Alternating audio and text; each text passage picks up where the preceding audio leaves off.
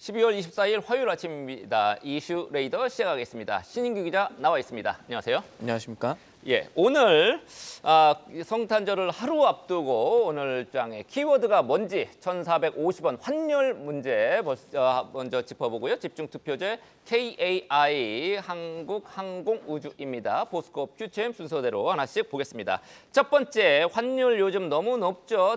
좀 떨어질 줄 알았는데 그렇죠. 달러당 1,450원 안 떨어지고 있습니다. 왜 그런지도 좀 궁금하고 변수도 또 나오고 그랬죠. 예, 이 경제 지표는 다행히 원화 가치 상승을 도와주는 모습이지만 아직 의미 있는 수준으로 환율이 떨어지진 않았습니다. 이 야간 거래에서 환율이 1,450원 90점으로 마감했는데 이거는 주간 거래보다는 1원 10점 하락한 겁니다. 그러니까 미국에서는 미국의 증시와 경제가 앞으로도 괜찮을까에 대한 질문이 점점 커지는 상황이라고 봐야 될 텐데 간밤에 미국 지표 하나가 시장의 예상을 많이 밑돌았습니다. 미국의 이 컨퍼런스 보드 소비자 신뢰 지수라고 해서 GDP의 미국 3분의 2 이상을 떠받치는 소비 심리가 생각보다 좋지 않았다. 전월 대비 8포인트 넘게 빠졌고 시장의 예상치인 113과 비교해도 많이 낮은 104.7로 나온 건데 미국 장이 어제 반등을 했지만 사실 경제에 대한 불안 심리는 계속 커지고 있는 건데 아직 주요국 통화 대비 달러는 강세를 유지하고 있습니다. 달러 인덱스는 108.05까지 도달해서 2년 만에 최대치 달성하고 있지만 이 기조가 흔들릴 조건들이 점점 마련되고 있는 겁니다. 미국의 예상보다 높지 않은 물가 상승률, 생각보다 강하지 않은 소비 심리에 더해서 앞으로 나올 고용 보고서, 1월 초에 고용 보고서까지 시장의 예상보다 나쁜 수준으로 나온다면 그때 미국의 중앙은행격인 연준이 FOMC 이후에 비둘기파적인 기조를 취할 수 있지 않겠느냐. 그러면 달러 상승세가 꺾일 수 있지 않겠느냐라는 분석이 베녹범 같은 월가 기관에서부터 나오고 있습니다. 지금까지는 이제 최근에 FOMC에서도 매파적인 인하였단 말이에요. 내년 2번밖에 금리를 안 낮추겠다 그렇습니다. 이러면서 달러가 강세를 보였었는데 이게 바뀔 가능성이 있다라고 조건들이 보는 거네요. 점점 나오고 1월에 고용 보고서까지 나오면 아마 그렇게 되겠지라는 심리가 더 커질 텐데 문제는 이렇게 조건들이 마련되어 있음에도 불구하고 국내 기관들이 예측하는 것보다 환율이 덜 떨어지고 있다는 점입니다. 사실 어제 여의도에서는 환율이 1,450원 아래로 내려올 것이라고 예측을 했었습니다. 미국의 개인 소비 지출 물가 지수 데이터 나온 다음에 강달러가 진정될 거라는 논리였는데 이런 데이터에도 지금 환율이 높은 것은 외국인들의 현재 달러 매수 심리가 우리의 생각보다 강하다라는 뜻이 되기 때문입니다. 그래서 요약하면 미국의 경제 지표는 원화 가치 상승을 도와주고 있지만 1월 초에 미국 고용 보고서가 나오기 전까지는 국내 증시 경제 영향 미칠 환율이 섣불리 떨어질 것이라고 예단하기 어려운 환경이지 않냐 이런 시각들이 점점 강해지고 있다고 보시면 되겠습니다. 네, 불행인지 다행인지 우리뿐만 아니라 위안화도 약세, 엔화도 약세입니다. 네. 원화도 지금 약세이고 1,450원대에서 계속 고공행진을 하고 있는데 추가적으로 나오는 고금지표라든지 미국의 지표를 좀 봐야 되겠습니다. 자, 두 번째 이슈는 고려아연. 어제 주가가 뜬금없이 또 급등을 했단 말이죠. 우리 고려아연 최윤범 회장이 아직 경영권을 갖고 있습니다.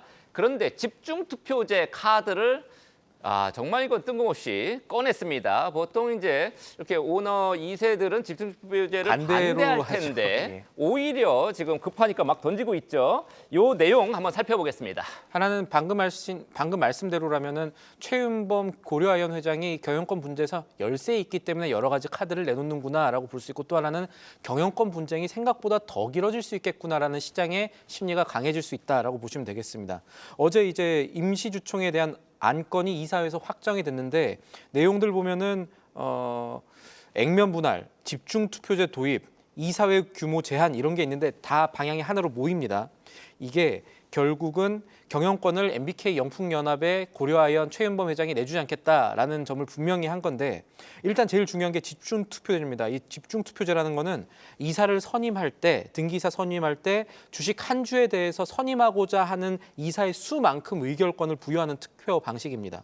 그러니까 이사 10명을 선임하는 안건이 올라 있다면 주식 한 주당 10개 이사 선임 투표권이 주어지는 겁니다. 그리고 소수주주한테 좋겠네요. 그렇습니다. 내 한 주를 10명의 분산시키는 게 아니라 이 10개 투표를 뭐 김 이사 한 분한테 다 몰아줄 수가 있기 때문에 보통은 이게 소액주주들의 의결권을 집중해서 이 모든 의사가 대주주의 의사만으로 선임되는 것을 막기 위한 제도인데 최 회장이 집중투표제 카드를 꺼내든 것은 의결권에서 지금 경영권 분쟁에 상당히 상대편인 MBK와 영풍에 비해서 열세 있기 때문이다라는 분석이 많습니다.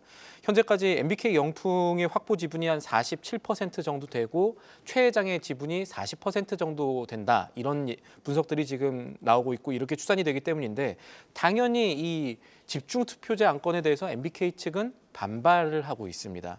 이게 통과되면은 최 회장 측 지분의 의결권을 당연히 특정 이사들에게 집중할 테니까 MBK와 영풍이 이사의 과반을 차지하지 못하게 될 가능성이 점점 더 커지고 그렇게 되면은 최 회장 중심의 이사회 구조를 해소해서 고려아연의 잘못된 지배 구조를 바로 잡는데 시간이 지체될 수 있다라는 논리를 지금 MBK 쪽에선 펼치고 있는 겁니다. 그래서 이 소액주주 보호방안으로 거론되어 온 집중투표제를 왜 소액주주가 아닌 2대주주가 행사하려고 하느냐.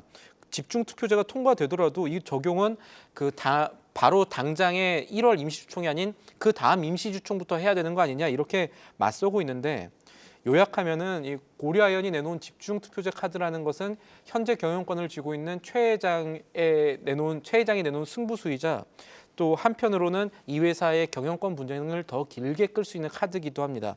다음 달 23일로 임시주총이 예정이 되어 있는데 이 임시주총을 앞두고 주가 변동성이 위로든 아래든 더 출렁일 수 있는 재료를 고려아연이 스스로 내놨다라고 봐야겠습니다. 네, 지금까지도 고려아연 주가가 너무 많이 출렁였는데 계속 지켜봐야 된다 이런 얘기였습니다. 다음 달 23일에 주총이 예정이 돼 있고요. 집중투표제는 지금도 법적으로는 가능합니다. 지금 상법 개정을 통해서 민주당이 하려는 거는 집중투표제 의무제인데 이에 앞서서 지금 고려아연 최 회장이 집중투표제를 주총의 안건으로 특별결의 사항으로 올리겠다 이렇게 제안을 일단 던졌습니다. 계속 보겠습니다. 세 번째는 한국항공우주 KAI입니다. 지금 우리 국산 헬기 수리온을 갖고 있는데 요거 수출 낭보가 지금 터졌죠? 네, 간단한 공시 내용에 비해서 이 의미하는 바가 좀 커서 따로 이슈로 빼놨는데 일단 계약 규모를 보면은 한국항공우주 카이의 지난해 매출의 3.6% 정도에 해당하는 1,358억 원의 수주 계약을 맺었고요. 국산 헬기를 이라크에 이제 팔겠다라는 내용입니다. 내년 3월 말부터 오는 2029년 3월 말까지 납품을 하는 계약이고 지난해 그 아랍에미리트 두바이 에어쇼와 서울 국제항공우주 방위사업 전시회였죠. 에이덱스. 여기에서 수주해온 실물을 선보이고 이 사람들이 관심을 보인 뒤에 나온 성과입니다. 일단 투자자들로서는 두 가지 관점에서 좋은 상황인데 하나는 최근에 비상정국 상황에서 방산업 종들이 좀 많이 흔들렸습니다. 이 방산업계라는 게 이 정치적 특수성을 갖고 외교와도 맞물려서 진행되는 것인데 최근에 비상정국 때문에 이거 잘 안 되면 어쩌지라는 불안감이 높은 상황에서 이 우려를 낮추는 이슈가 이 카이에서 발생을 했다. 좋은 이슈가 발생을 했다라고 볼 수가 있겠고 또 하나는 카이의 내부적으로 봤을 때 이라크 외에 추가 수출처에 대한 기대 심리를 높일 수 있다는 점입니다. 당시에 이 에이덱스 여러 가지 전시회를 했을 때 중동 얘기도 많이 나왔었지만 또 한 곳 나온 곳이 있었거든요. 동남아였습니다. 그래서 이 수리온 자체가 중동뿐 아니라 동남아에도 관심을 갖고 있는 이런 기종이기 때문에 이런 요인들이 오늘 장에 어떤 요인을 미칠지도 따져봐야겠습니다. 네, 국산 헬기 수리온 수출의 성공을 일단 이렇게 하게 됐다. 네. 이 소식까지 들어봤고요. 자, 마지막은 포스코 퓨처 M입니다. 2차 전지 관련인데 문제의 2차 전지, 특히 양극재, 음극재 같은 2차 전지 소재 업체 포스코 퓨처 M인데 장 마감 후에 공시가 나왔다면서요. 네, 이 공시는 세 가지 부분을 좀 봐야겠습니다. 하나는 포스코 퓨처엠이 전기차 수요 부진, 캐즘이라고 불리는 이 구간을 2025년까지는 끝낼 수 있다라고 외친 청사진이 나왔다는 겁니다. 포스코 퓨처엠이 장마감에 이 기업 가치 제고 방안, 그러니까 밸류업 공시를 하면서 내놓은 세부 자료가 있었는데 이걸 살펴보면은 포스코 에너지가 사업이 두 개가 있습니다. 하나는 기초 소재 사업이 있고요. 그리고 또 하나는 양극재, 음극재 하는 에너지 사업이 있습니다.